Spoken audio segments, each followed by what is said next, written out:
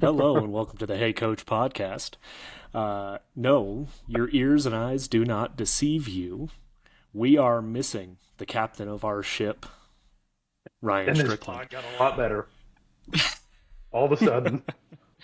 Uh, I am your guest host, Coach Michael Langston of the NAU Lumberjacks, joined by Coach Tyler Pasley of the Payson High School Longhorns.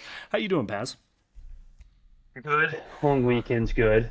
I just can't stress enough how much better this podcast is probably going to be than maybe any of the other ones. I would bet he's not going to listen to this. So, well, he might. I don't Well, know. you He's not going know, to edit it, so he doesn't have to. that's true. Shout out Strick. We miss you, buddy. That's just, All I hate those that jokes bit. about me being dead. He is not dead. However, he is in Foxborough, freezing his hind end off. And after what the Texans do to the Patriots today, he Hmm. might be dead. I don't know. Yeah. We'll see. Yep. Because that Texans defense is nasty. Uh-huh. But Can't name a yeah, a single little. player on it, but it's good. Well, they have the one guy that I do Brian know I Cushing. can name is Jalen Petrie because he wears the like Guardian cap and he Yeah. looks like a bobblehead out there. It's hilarious. There's the receiver for the Packers does that. It looks insane. Oh, Dubes or Dobbs. Dobbs? Yeah, Yeah, yeah, Romeo Dobbs. yeah. That's. I mean, hey, if it works, who cares? But Yeah, yeah. So we're coming at you 2/3 strength. Just mm, me and Paz and the power of friendship here. And so our topic today, we're going to kind of lean into the power of friendship and the power of two. And our topic is how do you, Paz, as a coach, coach the specific bond between like a middle infield, shortstop, second baseman, or a catcher and your pitching staff. So you can kind of run with that however you want, and I'll jump in where I can. yeah, shortstops I coach extremely hard. Same with center fielders. Catchers probably not as much because I have a specific catching coach, so I let him do that. And our catchers are both really all of them throughout the program are extremely vocal anyway. So there's really not a ton like they have a good grip on the position. Shortstops, I coach extremely difficult. I think those guys are the QB of really the field. I would say more so even than the center fielder, but there's still that separation, obviously. I for shortstops, like there's a couple of things like communication. They have to be communicating all the time. That's really the big one for me. Like if you're not talking, you're wrong. I've told our guys, even if you're saying something wrong, I would prefer you to do that than not say anything at all. Um, Center field wise, like we're gonna do like stock outfield depths this year. Where like one is we're in, two is stock, three is we're deep, and that's gonna be on the center fielder to move the outfielders. And if he's reading a swing, hey, move your outfielders. Shortstops, like I talked to one of ours the other day. We were going live, and we had a kid that was late, like three swings in a row. Um, I told him like, hey, you have to be the guy that's leading the charge on that. You're as central as you can get in the field, essentially. You need to be the guy that's talking, communicating, moving guys over. So I put a lot of pressure on shortstops and center fielders to communicate everything in terms of where we're going. Like if a ground ball's hit the third, like you tell them where to go. If ground ball's hit the first, tell them where to go. Like if I say infield in, you are the guy that's moving them. Like they're essentially the quarterbacks in terms of like specifically with the second baseman. I don't know that I have a ton of stuff really. It's more so like you just need to be in control of the whole infield. I think that usually your shortstops and second baseman have a pretty good relationship anyway. But I think one thing unique with us is we have like I don't know, seven guys that could potentially rotate at second base. I think it's tough to um, specifically like, hey, with this guy, we have this kind of relationship versus another guy. I think it's more so just like, hey, you're running the infield. Um, I think center fielders though. in terms of like moving your left and right fielders. I think they have a little bit more of a difficult job because they're farther away and sometimes your outfielders can fall asleep. I don't think that happens as much in the infield because you're a little bit closer in terms of proximity. Um, but I mean, they're in charge of everything essentially. Like any kind of like first and third play, um, any kind of bunt coverage. Like I'm looking at the shortstop and I'm telling guys like, hey, this is what we're doing. Because in theory, or my hope is that he will then place those guys who don't know where to go if needed, or even the situation like, hey, we're going to shift a little bit. So it's a lot of pressure. Like double cut wise, shortstop's got a ton of stuff to do. Like he's got to communicate. Um, it's a lot of in-game, almost quarterback duties that I instill in those guys. Yeah, it's I not everybody can play short. You know that. Like I mean, every single go look at the MLB draft. How many shortstops get drafted in the first round? It's like 10 plus every year. And how many of those guys play short at the big league level? Not everybody can do it because it's a mentally demanding job on top of the how difficult the position is to play physically. So I think that's really how I approach it, is just you're kind of the quarterback of the field. Yeah, I'm with you there. I've been pretty lucky in the last couple years. Oh my gosh.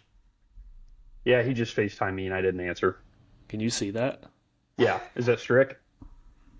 Strick is calling me. Yeah, he FaceTimed me too. I didn't answer. Hey Strick, you're on the Hey Coach podcast. How you doing, man? Hold on. Hold on. Hold on. I got to turn off the All right, try it again. Strick, you're on live. Hello and welcome back to the Hey Podcast. I'm Ryan Strickland, joined by Michael Langston and Tyler Pasley, and today we do our first remote podcast coming to you from Gillette Stadium in Foxborough, Massachusetts, for the Patriots and the Houston Texans. Okay, well your connection's unstable, so we're going to go ahead and end it there. Love you, Strick. Hey, Patriots. All right. Well, This field. big Pats fan. Big Yep. Pats fan. Ryan Strickland. Could you hear that all right? Yeah. It Okay, came cool. through it hurt my ears a little bit. It was a little sharp, but Oh, well, that might Strick's just be his voice. voice. Yeah. Yeah, so I agree with you on the shortstop side. I've been pretty lucky in the last couple years. Like last year, we had Nate, who we've got as a coach this year. He played shortstop for us every day. Um, and we were able to get to a point where he basically knew what we wanted without having to look over and ask. But when we would have to ask, if we wanted the infield in or we wanted corners or whatever, those signs would go directly through Nate, and then he would communicate that to the rest Yeah. of the guys. This year, I think we're going to have something super similar with a guy like Connor Colwell. He's a leader on the team. He was named a captain. He'll be manning the shortstop position a lot for us when he's not pitching. Um, and so Love I think Colwell. that yeah, Colwell's a good kid. We love Yeah. Colwell on this pod, and I I think when we talk about like a specific bond between shortstops and second baseman, I think that's something that kind of occurs naturally. They kind of come up with their own way of communicating between each other, right? Who's covering the bag, who's doing what on certain cuts, and then it kind of comes naturally through repetition, right? So we do a ton of defensive reps. We try to rotate guys through short and second, mostly because we don't know. Like we could have some injuries, we could have guys that need to step into those roles, but when we're talking like a big one that's cause for a lot of communication is double plays, right? Am I flipping this ball to you? Am I coming over the top? And how do we communicate that with each other so that we're not expecting a flip and the next thing we know we've got an overhand throw coming to us, Hmm. and maybe throwing off the rhythm of that double play where we only get one at best. So that's a big one. right? Those double plays, and then something that you didn't touch on that I will real quick is fly balls on the infield. Yeah. The middles really have to take control of that, and so I kind of look at it a little bit different in terms of like leadership in the infield. I almost split it in half. Like shortstop overrides everything.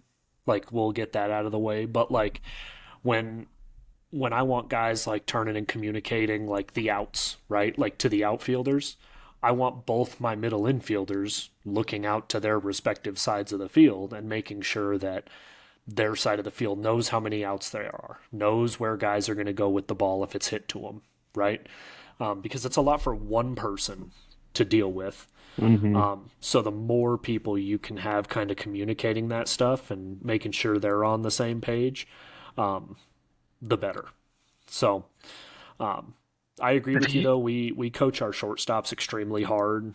They definitely have it worse than most of our other For, infielders. for sure.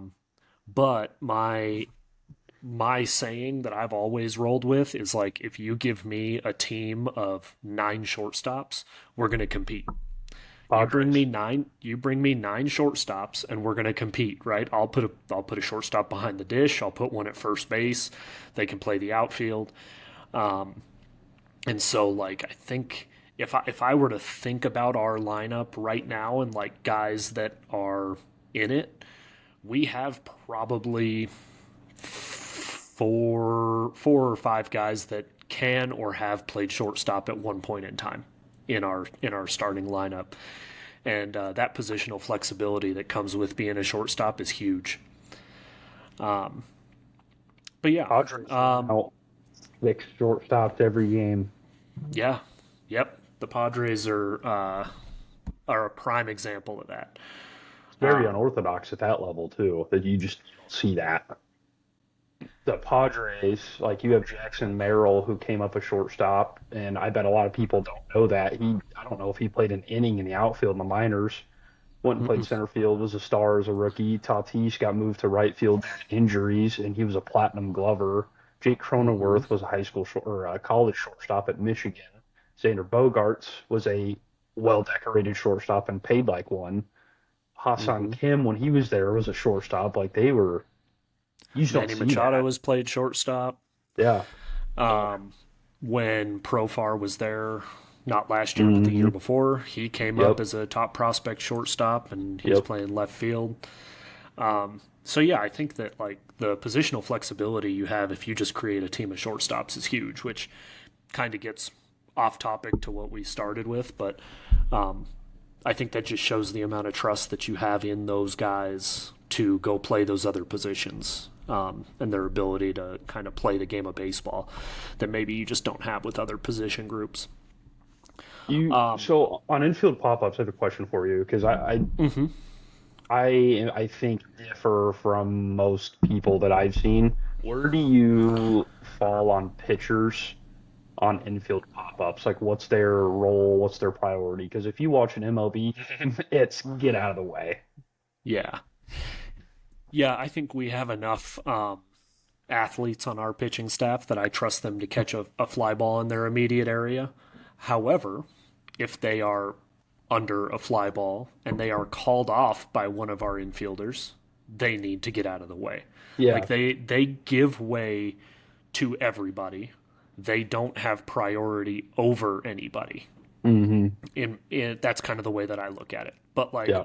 pop up and they're standing on the mound, like it's easier for them to just stand there and catch the ball than it is Yep. for a third baseman to come running over the mound to try and catch that fly ball. Yep. So yeah, we're kind of similar in that sense. Like these guys, they play catch for their job. Like I would hope they can catch a pop fly that's, I mean, right in their immediate area.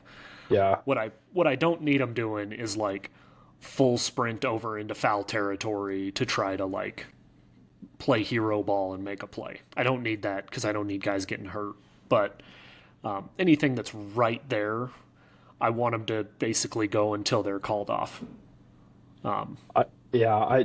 I tell I tell our guys, you go get it until somebody tells you otherwise. And I think that's a little different though at the high school level because like we don't have any POs. Like our so from last year, three of our top returning, just in terms of innings pitched, three of those guys, two are outfielders, one's a catcher, and one plays infield. So like multi position, like you're an athlete, make the play. Yeah, we had guys that came into tryouts that said they were POs, and I basically said, "No, you're not," That's a good thing. because we don't have the I just we don't have the facilities or the staffing to like just run a pitching staff, right? Like I need Hmm. these guys to be able to play other positions, and I know you're in this camp as well, but I need these guys to stay athletic. Yep. And the best way for these guys to stay athletic is to go take ground balls, go take fly balls, go do Hmm. things in the field that are athletic, and then we'll get you on the bump as soon as we can, kind of Yeah. thing. So, Yep. yeah, we had guys that came in that said they were POs, one of which is probably going to get some significant playing time over at first. So I don't know what it was that he was saying when he came in and said he was a pitcher because he pretty much raked through the fall. So I maybe at his high school he was because it was really good. I'm not 100% on that, but Yeah. um, we we like to keep our guys athletic, and we do that by making sure we don't have any dedicated POs, Yeah. which is a pretty good segue into our other section of this topic here. We talked a lot about the middle infielders, um, but I want to touch on pitchers and catchers, right? How a catcher kind of handles a staff, how a catchers and pitchers are able to gain trust from each other. Um, and I think for me, the biggest thing that we do in our program is we allow the catchers to call the games. Um, we go into games with a game plan, right? As much Hmm. as you can in club ball. Yeah. We're not getting to watch film on guys, and we're not getting full on scouting reports on guys, but where we can, we get the numbers, we look at the NCBA website, and we're able to try to figure out, hey, we don't want this guy or this guy to beat us, right? And we will talk to our catchers about that. A guy that comes to mind is a guy that was at UCSD last year that shouldn't be there this year, but still is. I've seen that he is. That guy hit a ball off of our number one last year that I don't think's hit the ground yet. But we went into that telling our catcher Gunner like, hey, this is the guy we're not going to let beat us. As long as we execute our pitches.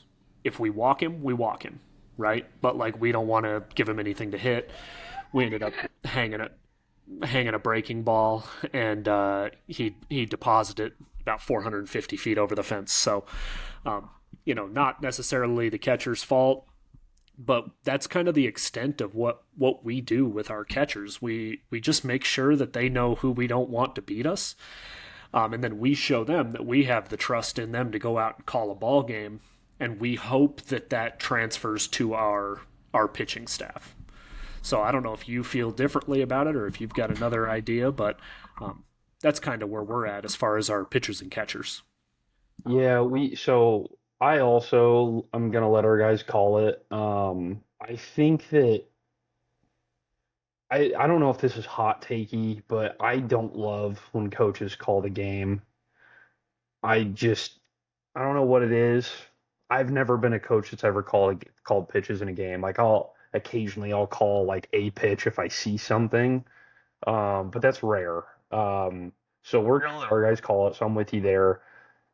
That's the role of the catcher kind of running the pitching staff, I think is something that probably is not valued enough at the lower levels. Like Yadier Molina is a Hall of Famer almost exclusively for his defense and the fact that he could manage a pitching staff. Like go look at his stats. The offense is not flashy at all. It's actually kind of not good even. But he was so good at the defensive piece of it, and having Chris Carpenter, Wayno, Mark Mulder, like all the guys I mean, he caught a ton of guys. Harmony Garcia, Carlos Martinez, a lot of good pitchers, and some of those guys are volatile at times. And I mean, he also shut the run game down. Like the that relationship is so important, and I think at the high school level, instilling confidence in your catchers to have the ability to go talk to their pitcher without the coach being out there, giving them the confidence to like, hey, if you see something, do it.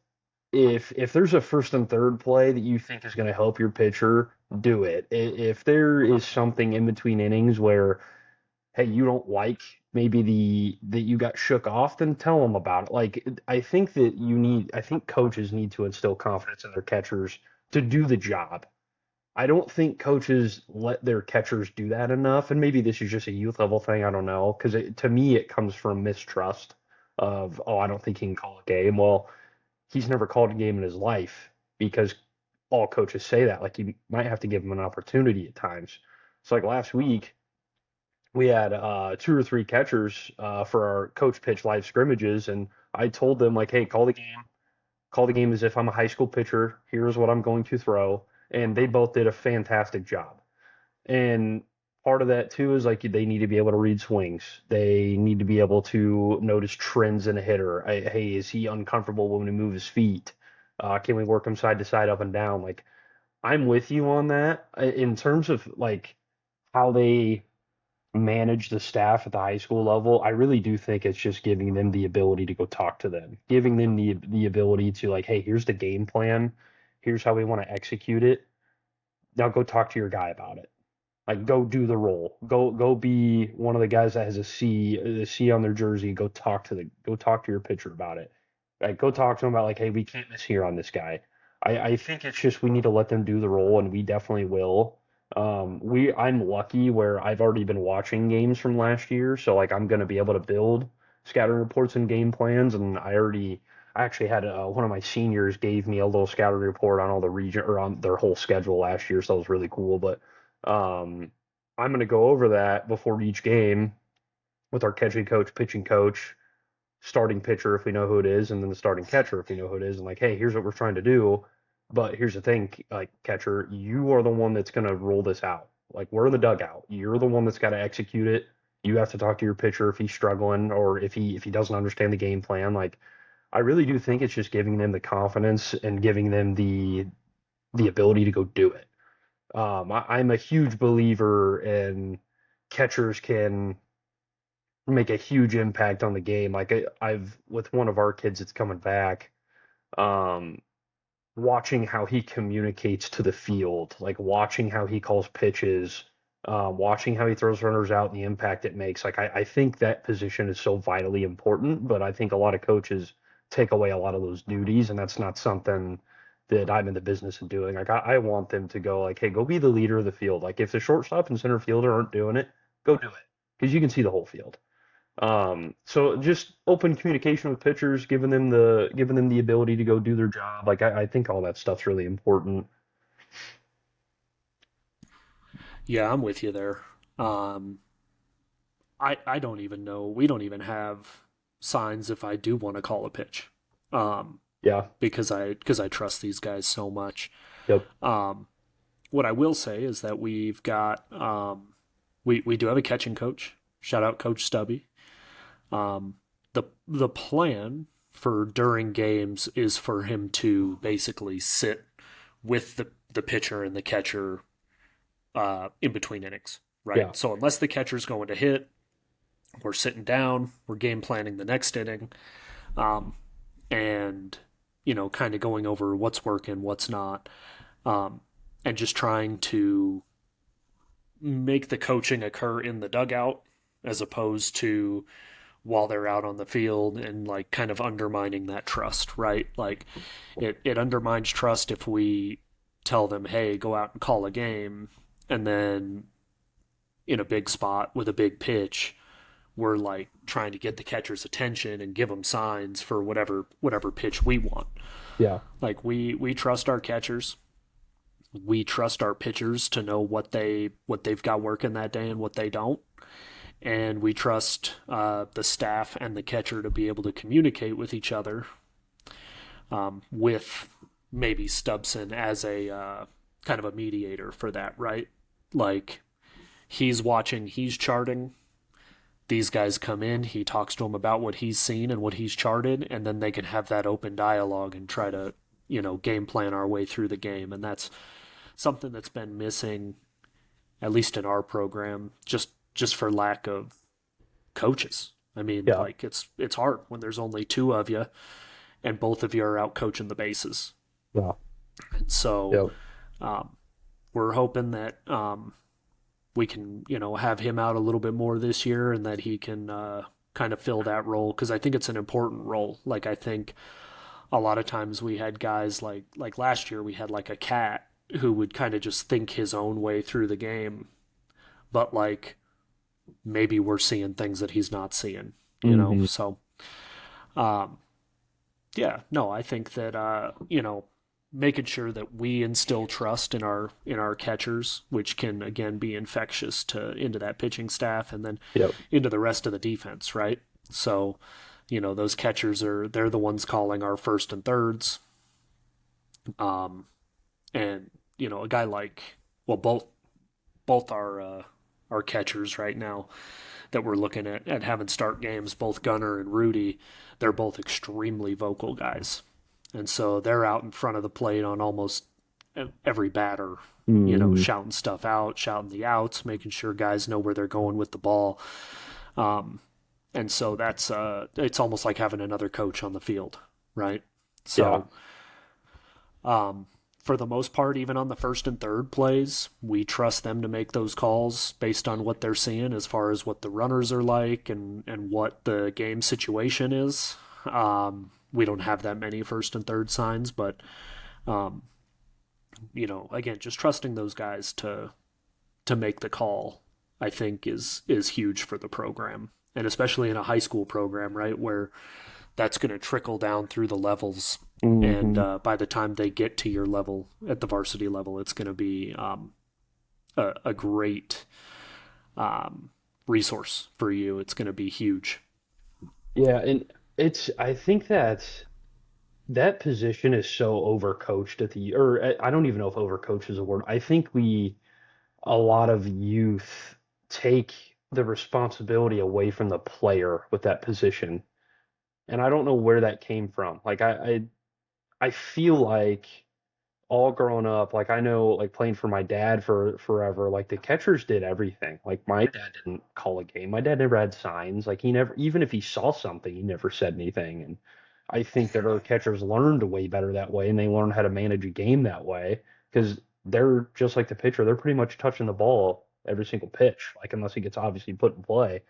Um, like if for younger coaches, if you're listening to this, like give your catcher the ability to do the thing that catchers do. Like don't take away their ability to learn how to call a game. Let them call the first and thirds, and then if it's not something you like, talk to them in between innings. Like I think that catchers just that position needs to be left alone at times and just let them figure it out because they do have a ton of responsibility, so let them figure it out.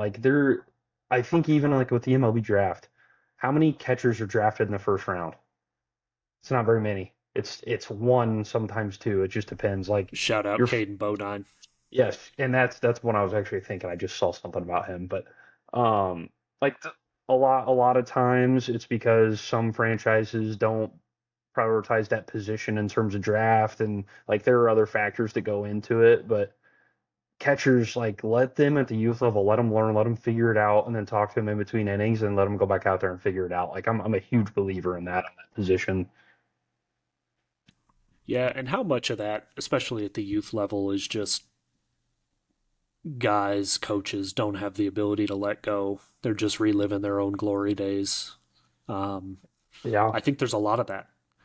yeah, Even all the way up through even my level, like at yeah, the college level, I think you have guys who just can't let it go, and it hurts the development of their players Yeah. for the next level. Yeah. Um, so I I don't have know. a follow-up question with you on this, by the way, but finish your thought. Yeah, and I mean, I'm not trying to like call people out or like Yeah. make people like if I know the Marlins went to like all of the pitch calls were coming from the dugout, and it's Mm-hmm. like at at some point, um, if catchers cannot figure out how to call a game or read swings or read where guys are in the box, then at some point you got to do what it takes to win the ball game. Um, so I don't want to like blanket statement that like coaches should never call pitches for their catchers, because you may just have a catcher that like cannot figure it out, that like can do everything except think along with the hitters. Um, and sometimes that happens, right? Like I have played with some guys, I've played against some guys that like, to be quite frank, they just weren't that smart. Mm-hmm. But they could block the ball, they could throw the ball, they could play the position. They just couldn't think along with the opposing lineup, and that would hurt us as a team, right? So, um, but I think that's the minority, though. I think an Yeah. overwhelming majority is coaches that have a hard time letting go, and they're kind of trying to Mm-hmm. hang on to their whatever control they have, um, while the players are out on the field actually doing it. So that segues right into my question. So one thing that I can't stand in a game, and we all have fell victim to this, so I do want to put that out there. Like everybody does this, but there are some that do it to an insane level. What are your thoughts on all of these coaches that in between every single pitch have something to say to somebody on the field? Like I am my thought on it now, like I've definitely changed on this probably the last like 3 or 4 years. Not that I was ever like a try to fix everything in the game guy, but um the only thing I'm saying in between it, like in between pitches or something, is it's just cheering our guys on. That's it. Like I do want them to know that, like, hey, we're here and we're supportive. Like I think I'm a little different in that maybe than most. But what are your thoughts on like all these coaches that try to fix every little thing in between every pitch? Yeah, I don't fall into that either. Um, I'm gonna be honest. Like I don't have the same amount of experience that you do in terms of even trying to fix people. Like you have that drive line experience, you have, whatever. I don't have that. I'm I'm very much a hey, I try to put you guys in the best position to be successful and to win a ball game, but like Yeah. when I've had guys come and start to ask me about like how do I um how do I practice my hip shoulder separation when I'm throwing? And I'm like, dude, I don't know. I just throw the ball. Like I and like maybe that's maybe that discredits me a little bit to them as a coach, but that's not my area of Yeah. expertise, right? Like Yeah. my area of expertise is looking at what we got, trying to put you guys in the best positions to be successful. It is not the minutia of hip shoulder separation for pitchers, Yeah. or you know you are very good about like you'll put together specific hitting plans for players depending on what role they fill in the lineup. Yeah. For me, my hitting coaching is I want you to get in the box and I want you to compete. Like I mean, you've heard me say that to Yeah. guys. Like, hey, Yeah. I don't care what Paz has got you doing in Yeah. practice. Yeah. Just Just go get in hit. there and compete. Yep. Go Yep. compete. And so, like, I also fall very much on the spectrum of just, supporting our guys, making sure that, I've done everything I can to put them in a position to be successful, and just being confident in that and supporting them. The only time I'm really like fixing stuff during the course of a game or an at bat is when we're looking at like, changing positional depth, Sure. or I want the infield in, or I need an out, we had a left fielder burned this guy's last at bat. I need him to take a couple steps back, Yeah. like whatever that looks like. But like, I think I know what you're talking about, and it's like, okay, pitcher stays open, flies open and has a ball sail up and in, and from the bench we're saying like, hey, you gotta finish, you gotta do Yep. this, you got whatever, right? Like, Yep. that's that's not that's not me. And if it's something that I'm seeing repeatedly, that's when I'll take a mound visit to maybe Right. go say like, hey, you got to get out over your front foot, Yeah. whatever that looks like, right? Like whatever Yeah. cue for that guy, because every guy's different too, right? Like Yep. we have guys that like who have come to me. I'll shout him out here, but Brady Bowers in one of his last bullpens, he's nasty, but he has a tendency to even on his stride open up, and that causes him to lag behind and Yeah. sail up and in.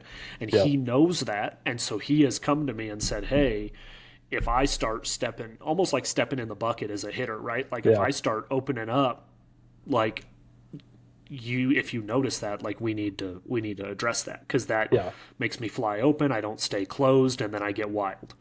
So, like, different guys have different cues, and knowing those, like, maybe I'll take a mound visit, go out and say, hey, you need to get on this cue. But not from the dugout. I'm not getting on guys and getting into the minutia of coaching, mostly because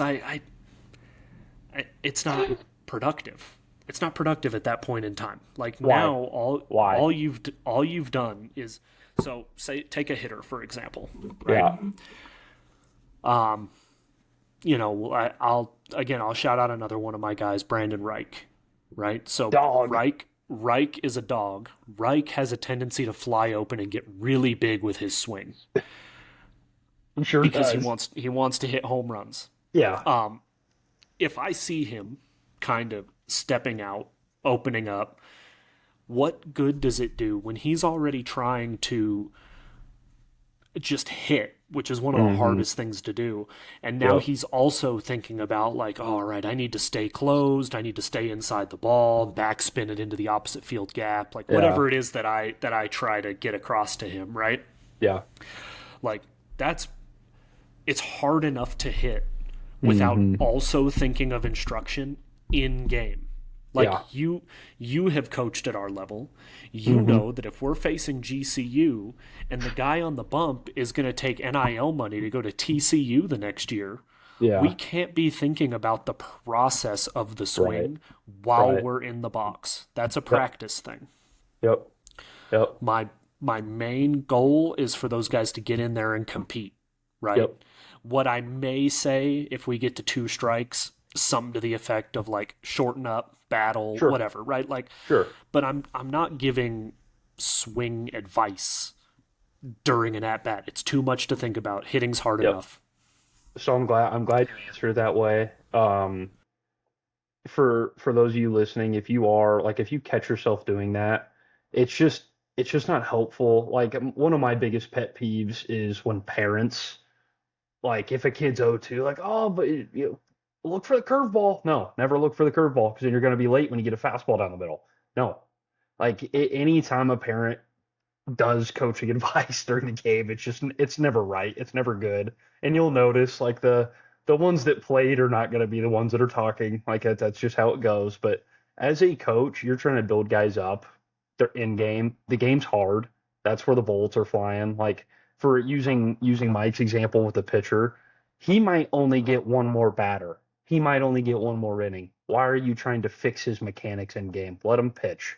Like the you prepare and practice for the game. You don't mess with the game. Like let them play. That is such a big thing for me. And my favorite thing, and for those of you that are gonna watch this, when a third base coach is like he's like this, and then he sees a bad swing, he's like, hey, you got do this thing. That's one of my favorite things.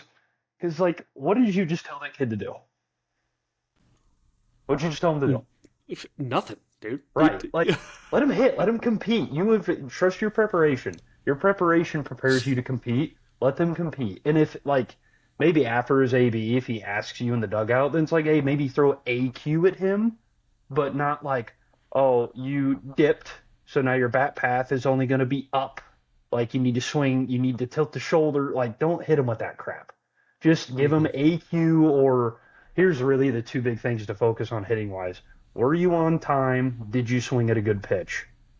Mm-hmm. If you can answer those two questions, then maybe you go into some kind of queue. But if you can't answer those, it does not. But those are the two things. Like I appreciate you answering Right. that honestly, which I knew you would. But like those are the two things hitting wise to focus on in game. And players, Right. coaches, were they on time? Did they swing at a good pitch? If both of those are no, nothing mechanics wise matters. Yeah, if you struck out flailing at a curveball in the dirt, Yeah, you got beat. Tip your cap. what mechanical advice am I going to give you to fix that? Get a bigger barrel. Make it We easier. need we need the biggest barrels up here Those in those northern wiffle ball Arizona. bats that the barrel was like insane. Like yeah, you need to get that to that way it'll Those fix your orange breakfast ones, thing. dude, the Yes. Fisher Price ones. Yep. Yep. Yeah. It's let them play when they're in the game. Like don't word salad them with random coaching stuff just to make them feel better. Like sometimes the answer is you just got beat. Hitting's really hard. Get the next day Mm-hmm. beat. That's okay. Yeah, Baseball is hard. absolutely. And I think the same could be said for pitchers, right? I mean, like pitching is 100%. hard. Yep. Locating your pitches is very difficult. Yep. Like it's easy for me to sit in the dugout and go like fastball away. Like you still have to go do it. Right. And And that's it's hard. hard. It's Yeah. hard to do. I've done it. It's hard. Yeah. But yeah, it doesn't do us any good to yell at them from the dugout like when they can't go glove side with the fastball that like Right. hey, we need to make sure we're getting out over our front legs so that we can, locate that Yeah. pitch like He needs to focus on throwing a strike, not where his front side is compared to his landing foot. Like let right. him throw a strike. Yep. It's hard. Yep. It's very hard.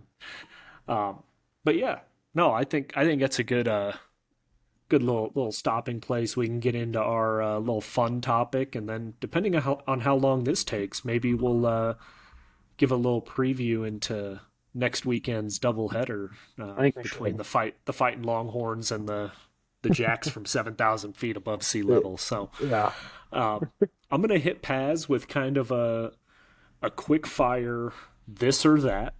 And it's going to be old school versus new school baseball, I guess, coaching goals, right? So I just want you to hit me with a this or that, and then maybe a quick why as Yeah. to which one, and then I'll rebut if I feel like I need to, and if not, Yeah. then we'll just move along. So Real the quick, first one, let me preface this with I'd like to think that I lean old school, but I think I'm a healthy blend of both. So let's go ahead. uh huh, okay.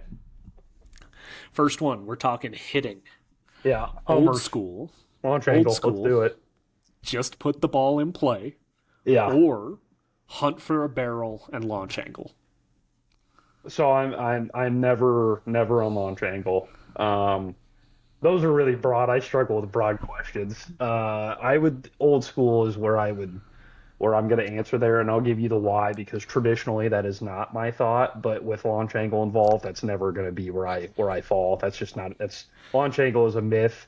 We should do that rant one day where I get to rant for 5 minutes about why launch angle was never actually a thing. But we won't. We don't have the time today.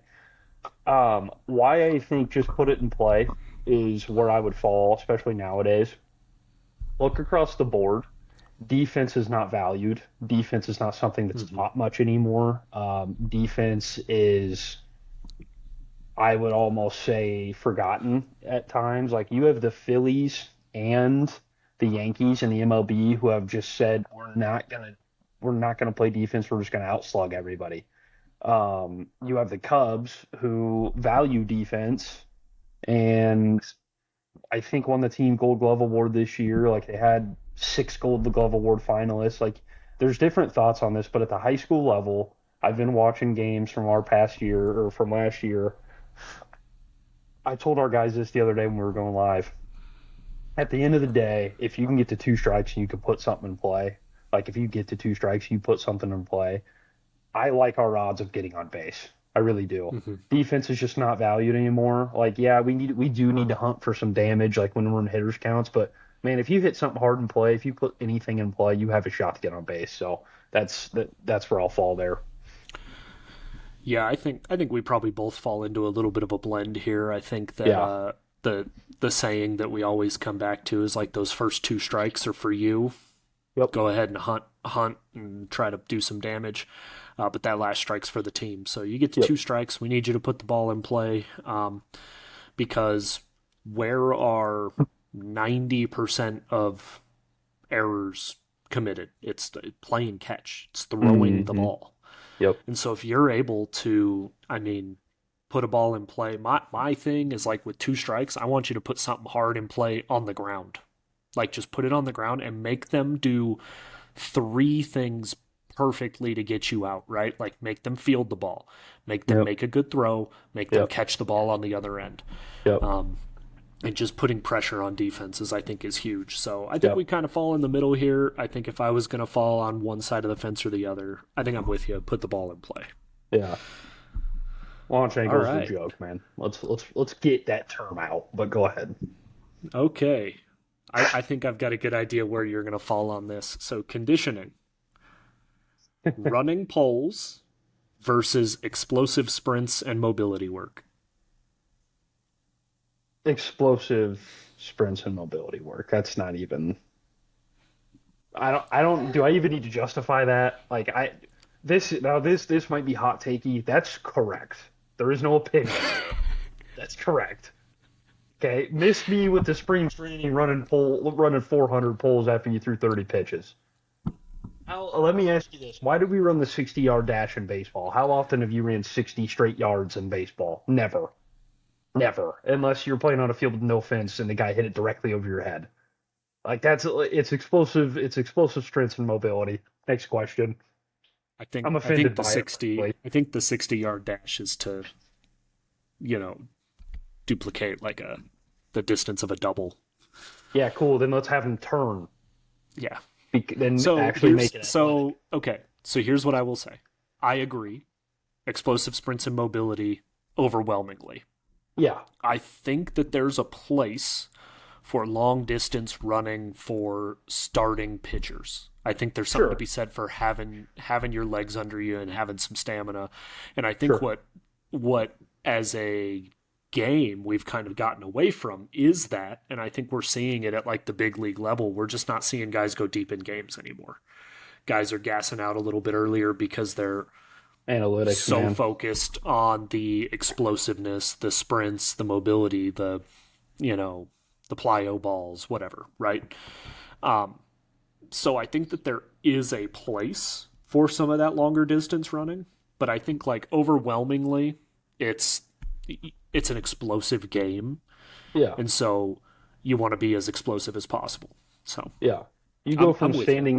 You go from standing still, like you prep step, you're still, ball is hit, and then you have to move, like you have to react. Yeah, Also, let's not slander plyo balls with the new school. Plyo balls are actually meant to clean up your arm path, meaning you're going to I'm be I'm healthier, I'm not I'm meaning you're not going to. I know it's I'm not not you. I know it's slandering not it. you. Okay, we're not going to do it because they all. I can't get over the people like, oh, you just want to throw hard. Like, no, it actually cleans up your arm path. Is what those do. But anyway, you're getting me fired up. All right. Okay, moving on. And this might be something that you don't really have an opinion on because I don't because I leave it to Stubby. The Okay. catcher's stance, traditional versus one knee down. Um, that's tough because ew, I don't know if I haven't like I don't know if I can stand 10 toes on one of them because I didn't catch due to lack of athleticism and size. I would catch them like fall ball stuff because I could throw guys out, but I wasn't blocking a single pitch. Um, I'll say this. I think that there's a lot of, I think like the rhetoric behind the two is kind of funny to me because everybody's like, oh, these one knee guys can't throw anybody out, or these one knee guys can't block or receive, whatever it is. Like, I think that it's almost what are you comfortable with, in my opinion. Like, if you're like some guys that lack the flexibility probably can't do one knee down. That's not super comfortable. Um,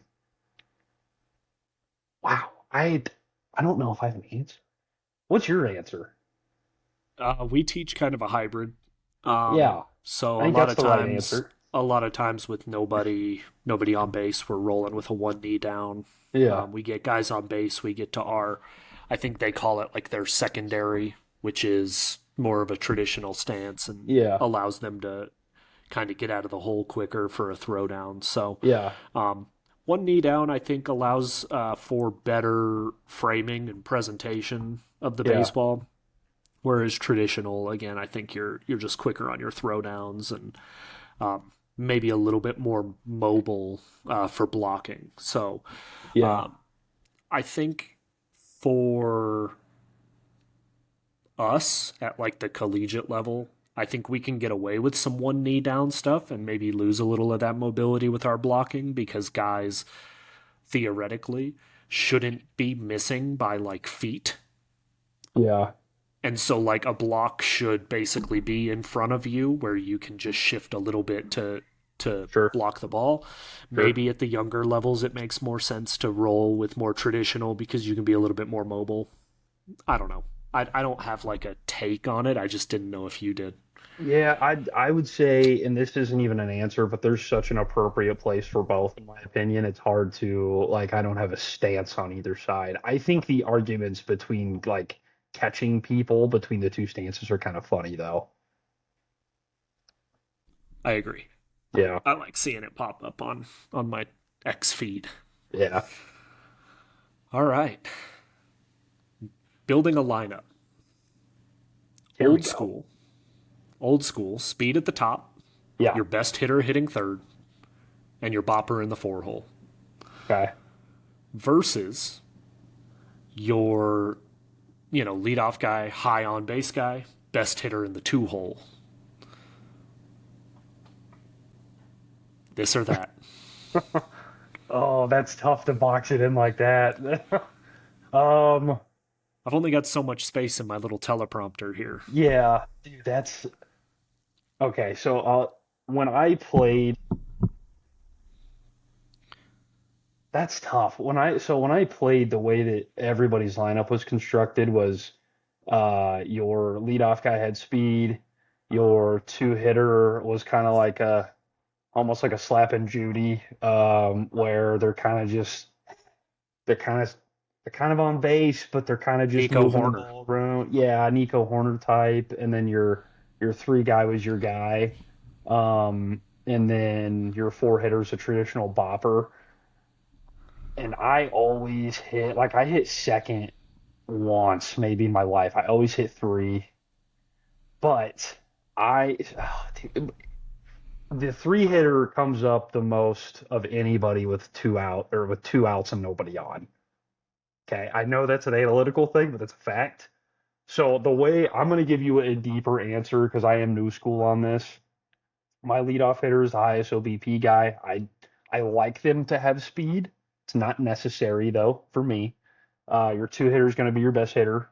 Your three hitter is going to be your second best hitter, and that's whatever your blend of contact, power, speed, whatever it is. Like your three hole hitter for me is our second best hitter ideally. Four hole is still the traditional like bopper, but might also strike out four times in a game. And then your five hitter is kind of like, hey, this is an RBI freak. Like he is just elite at hitting with runners on base. That's like the idea for the first five hitters. So I guess it's new school, but I like the blend of both for sure. I don't think that the discrediting a three hitter by putting them up with like putting them up the most with runners on with nobody on them, two outs. That is a disservice to your best hitter and your lineup construction. But that's those are also MLB numbers. Like that might not be true at the high school level, but um I do like the best hitter in the two hole because I like to think like all our leadoff hitters on now they got to face our dude. So I guess new school would be the answer, but I like blending them. Like I still like the idea like a double leadoff where like the nine hole guy is also an on base guy and he can run. So yeah. Yeah, I'm with you. I construct my lineup a little bit, uh, like slightly differently than kind of what you were saying. So um, let's just use OPS as an example, right? Hmm. Because that's an easy number for me to quantify. I've Yeah. also got the I've also got WOBA numbers in my spreadsheets, but we won't get into advanced stats. We We're just gonna we know. yeah, we don't need to get into the advanced stuff, but let's just talk about OPS, right? So Yeah. my highest OPS guy hits in the two hole.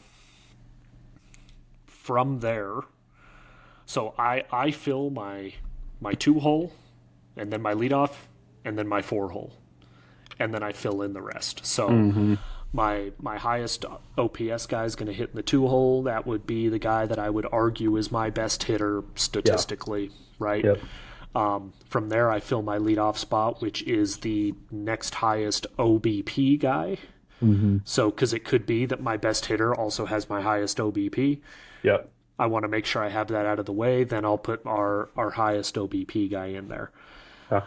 Then I drop down to the four hole of, minus the two I've already plugged into the lineup. The guy with the highest slugging percentage goes in the four hole. Hmm. From there, three and then 5 through 9, I just put in there by their OPS, just descending order. So, Interesting. That's um, super new school. because I think of that in the sense of like, so even if my guy, um, you know, why don't we just shout him out? We've been shouting guys out. So if I throw a guy like Cook in the three hole, Cook is not a prototypical three hole hitter. Um, Why do you However, say that? because he has no pop, and he knows he has no pop. That's fine. If he listens to this, he knows. He doesn't listen to this. But he also could very well find himself in my three hole because he is a guy who gets on base. And so Yeah. if we do get to where, like you were saying, your three hole hitter comes up the most with nobody on and two outs, and he's able to work an at bat to pass it on to our Hmm. bopper, Yep. like that's what I'm looking for there, right? Yeah. And then Yep. as we go down the lineup over the course of a season, our better hitters are going to get more at bats. That's just facts because they're going to be in the top end of the lineup. Yeah. So, Yep. um, yeah, it's a very new school way of approaching lineup building. I could go both ways. I really could. Like, I could turn around and I could build a lineup old school and put our best hitter in the three hole, put Hmm. our speed guy at the top, and I think it would still be fine. Yeah. Um, but I Well, the think thought that when behind we, it makes sense. Where you get to two outs, hey, your best hitter keeps the inning going, like makes your pitcher work. Like the thought is that's kind of the old school thoughts that make sense. right. And so I think just, it's something that is even newer to me this year, like this way of constructing lineups. And I want to see how it works. I want to see what Yeah. it does for us. And if we find that we're not having success and we need to shake up the lineup, then we will. Like, that's not a problem. I'm not so rigid in my thoughts that I will not change if things aren't working the way we want them to be working. Um, but I've got a good feeling. I mean, I've looked at some mock lineups and I like the way they look, and so we're gonna roll it out there and we'll see what happens. Yeah. Um, okay, this is my That's a last fun one. one. Go. Yeah, you like that? Yeah, that's fun. You're Yeah, I didn't know that's how you were approaching lineups either. That's interesting. yeah. I'm gonna Well, yeah, I'll have to keep tabs on that. yeah, as you'll have to keep tabs on the game changer and see who's Mm, got kind of going where. Yeah. yeah. Okay. Bullpen prep or pregame starting pitcher prep, however you want to look at this. Hmm. Old school, throw 50 pitches to get loose versus weighted balls and plyos in the outfield.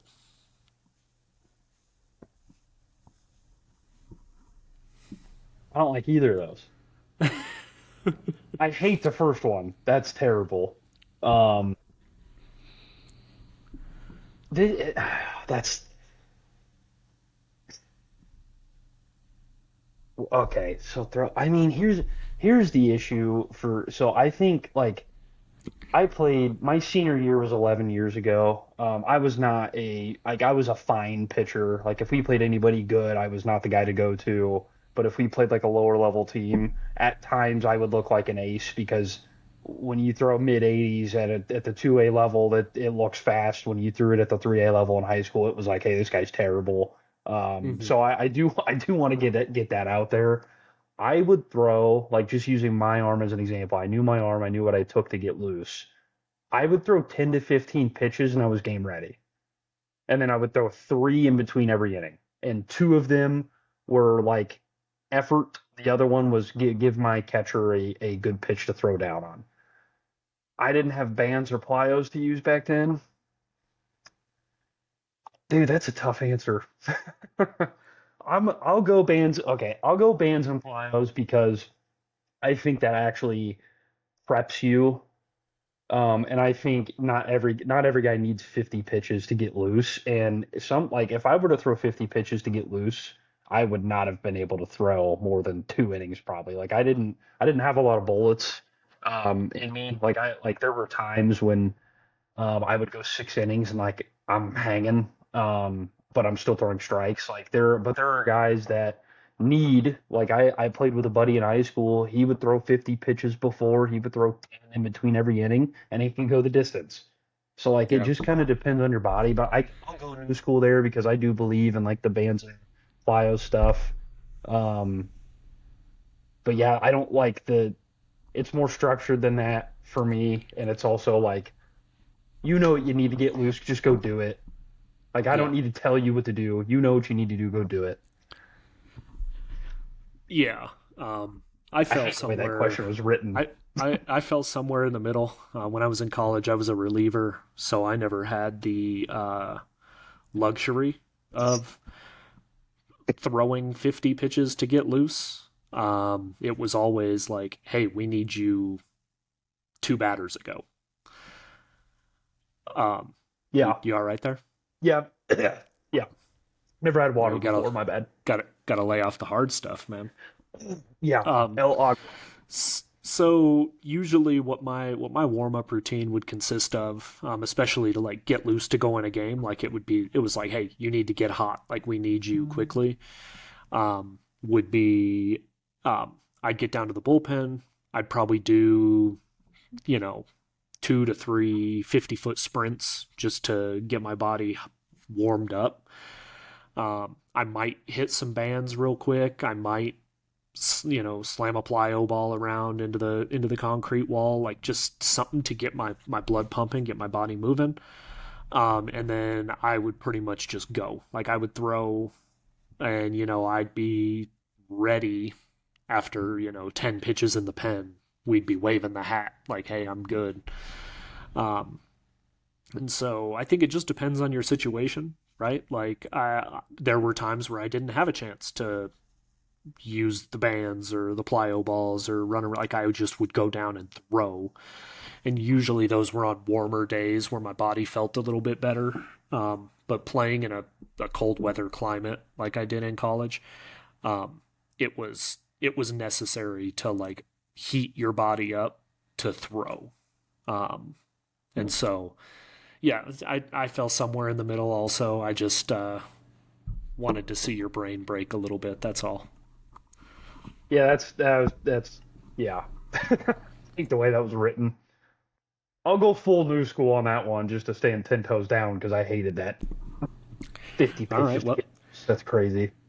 yeah, yeah. Well, I appreciate you standing 10 toes down, and I'm sure our listeners do too. Listeners, if you've got a take on any of these old school versus new school, why don't you leave it in the comments?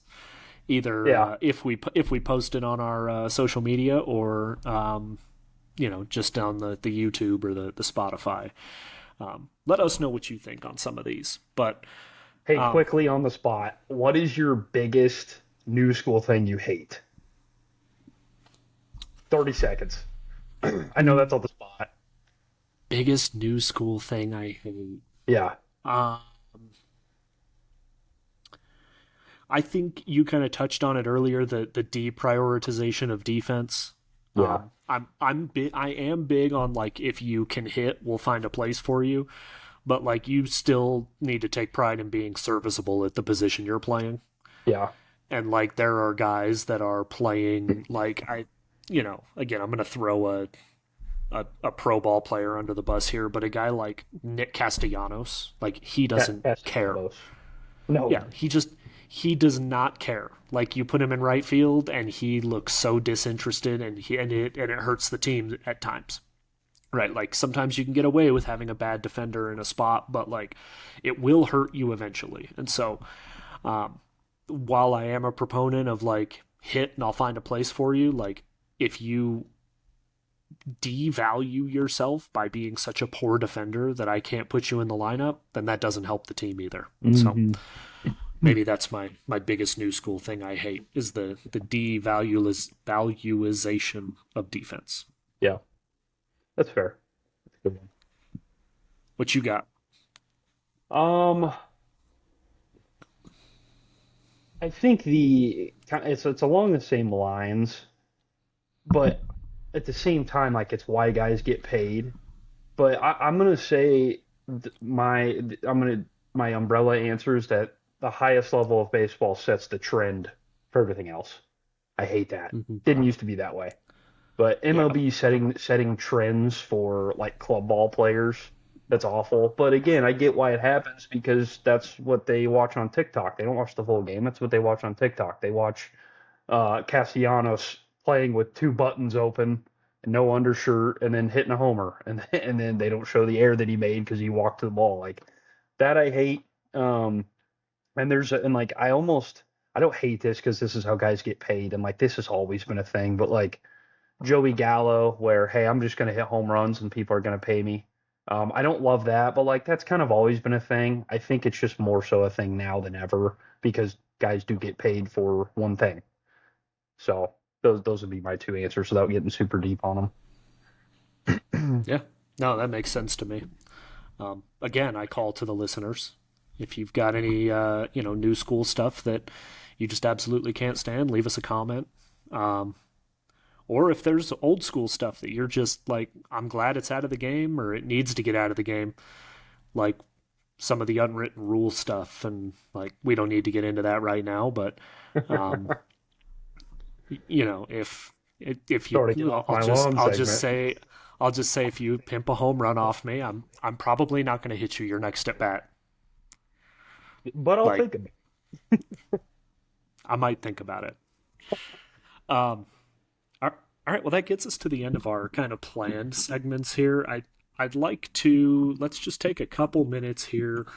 Um, this next Saturday, the NAU 24th. Lumberjacks are heading down to Payson High School to um, have a couple little doubleheader scrimmage, 2 9 inning games, and I think it's going to be a good opportunity for Paz to kind of see what he's got coming in, and um, be a good opportunity for us to knock some of the rust off from the layoff of winter break. But let's give the folks a little preview here, Paz. What you got? Yeah, so selfishly, and Mike kind of touched on it, we have a lot of guys that haven't played a baseball game since April.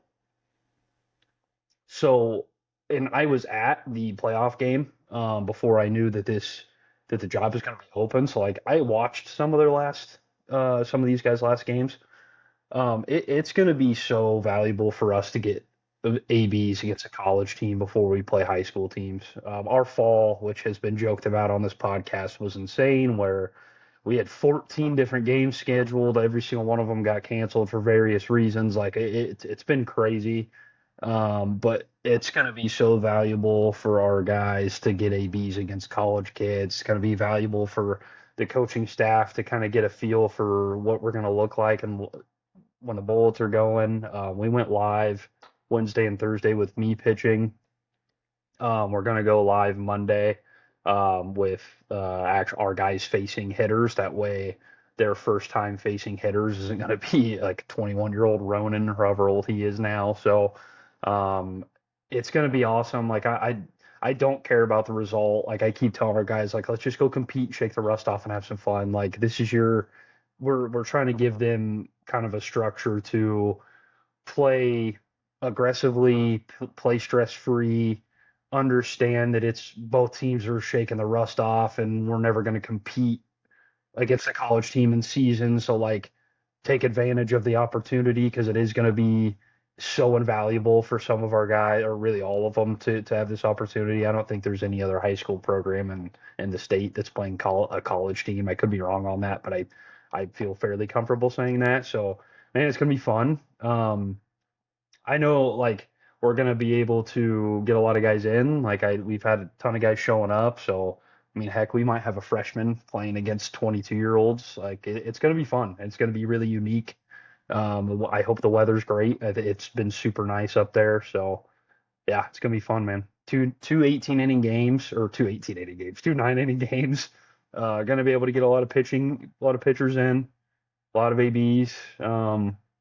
Yeah, I just hope our guys have fun and they're not nervous. Like I want them to have fun and just go compete and see what happens. That's kind of the thing I want for the guys. And on my end, like I get to see them play. It's gonna be fun.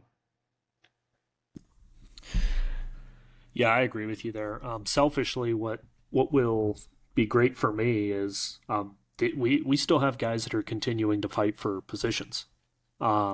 We have probably, I mean, like you have 9 spots on the field, and we've got 15 to 18 that could make a case to start at any one point in time. Even the guys that I consider like our twos, right? Like Mm-hmm. they're on like a bubble where like if a guy who's in that starting lineup slips up, they could take advantage and jump in there and maybe take a spot. And that's what I'm really looking forward to seeing. I'm looking to see how we compete against you guys, obviously, but also like who's gonna come out and put the hammer down and take a job, Yeah. right? Yep. Because we've got you guys, and then we've got a doubleheader in the works against ACU, against their developmental team. And Oh yeah. so Yep. these are like, we had a whole fall. I have an idea of what our starting lineup's going to look like, but guys could come out in these next couple of scrimmages and ball out and play themselves right into the lineup. So that's really what I'm looking for. Same thing goes for pitching. We will probably go live on the Thursday before, and because I know that not everybody's going to get in there to pitch on Saturday. Yeah. Yep. So we're going to go live on Thursday and make sure we get as many guys through there as we can, and then depending on how many guys we got left that didn't go Thursday, like that's the amount of guys we'll roll with on Saturday. Yeah. So I'm excited. I'm excited to kind of see. I think it'll be cool for our guys to come down and interact with the high school guys. And Mm-hmm. I mean, you're talking about 21 and 22-year-old guys, but like really, we have 2 seniors. Yeah. We have 2 seniors on the team. We are an overwhelmingly young ball club. We've got a lot of 18, 19-year-olds. So I wouldn't discount what you guys are going to see as like, oh, it's going to be a bunch of 21-year-old guys. Like we have a couple. Well, I gotta but, scare them a little bit. well, I mean, some of our biggest guys are freshmen. So Right. Yeah. Yeah. Well, I told them, But I yeah. warned them about Ronan already. I'm like, hey, this kid's a tank. Like, yeah, I think I've Yeah. told him he's 30. he could be. He's got that. He's got the Carlos birth certificate from Benchwarmers. Benchwarmers, yeah.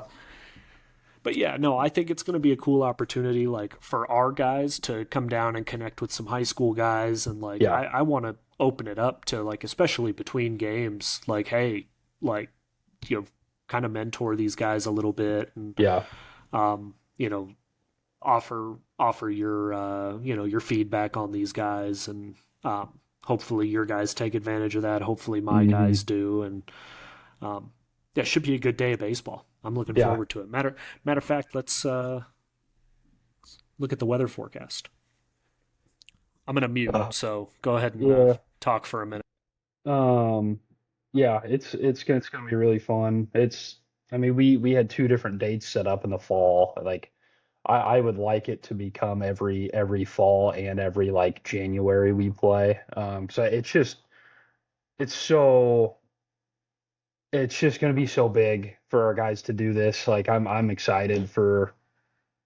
so excited to see them compete because I've seen them compete against each other, but they haven't done it against a team with a different jersey on. So it's gonna be sick. I just pulled it up on my phone too. 63 and sunny. You're still muted. On Saturday the 24th. Yeah. See, the Weather Channel. No, not even. Don't even do it. Don't even do it. 63 and The sunny. weather Looking the forward to seeing you, Weather buddy. Channel says 54 with Nope. rain showers early in the day. So Did I hopefully you're did I right look at the and I'm wrong wrong. day? Yeah, I got 63 and sunny, and then I have Okay. Sunday as the. Yeah, let's just stick with mine. You're wrong. 63 and I like sunny.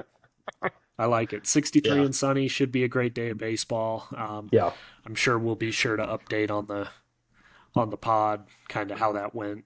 Yep. It'll be a good time, man.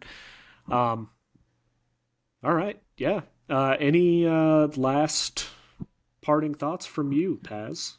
Yeah. Alex Bregman's a Cub. Strick's not here to defend the which they signed Suarez, which I called by the way. Um, man, what a sad organization, really. Just sad. Like I heard Brock Holt's coming back on a minor league deal. I just what a joke of an organization, truly. They're acting like I I don't hate the Red Sox, but the way that they've been acting the last 10 years is just gross. It's gross. They're trading everybody. They've traded all their stars. They've got nothing back. Like it's so disgusting. They've got nothing back. It's gross. But anyway, Yeah. Alex Bregman's a Cub. It's gonna be fun. Yeah. You know what? Strick, miss you, buddy. I don't. Well, Well, after doing that, that makes me look like a bad guy for those of you still watching. But yeah, yikes. uh, um, yeah, still not dead, but we'll see after the Pats play the Texans this afternoon. We'll see what Yeah. how he's feeling. Um, but yeah, this has been episode. Was this 19? No idea. If this was episode 19, Yeah, the do we next one is. tease? Do we tease what's coming in episode 20? You are giddy about it, so yeah, you go Dude, ahead. I'm so excited. All right, I'll 2 minutes and then we'll wrap this thing up. So Okay. this is episode 19 of the Hey Coach podcast. Episode 20 is going to be a little bit of a special episode where we basically have been creating all-time teams of our favorite teams. So, and it's since 1998 because that's when the Snakes became a franchise. So Paz has the Cubs, Strick has the Red Sox. I obviously have the Snakes. Full 26-man roster. You can't duplicate any players, but you pick a specific player in a specific year. We'll give you a rundown of our kind of the counting stats from that year. The WAR, we've been operating off of Baseball Reference WAR for this. And we will present them to you, the listeners, to vote on. There will be a winner, and that'll be the team with the most WAR. But we'll also present the teams to you as the listeners of which team you liked the best, which team you thought was the best, and which team you would take if you if you had to pick one. So I'm very excited about it. This has given me a chance to just live on Baseball Reference for a little while and look at some fun seasons in Diamondbacks history. And I think that Strick and Paz kind of feel the same way about their Yeah. teams. Like there's been Mine's some gross. fun seasons. Mine's gross. Yeah, well, yeah, People need to know this before because like people are going to be like I got last on WAR. I'm pretty sure. I feel pretty confident. There are some positions from '98 to 2025 for the Cubs that have never been good. Because people forget the Cubs have been bad kind of forever.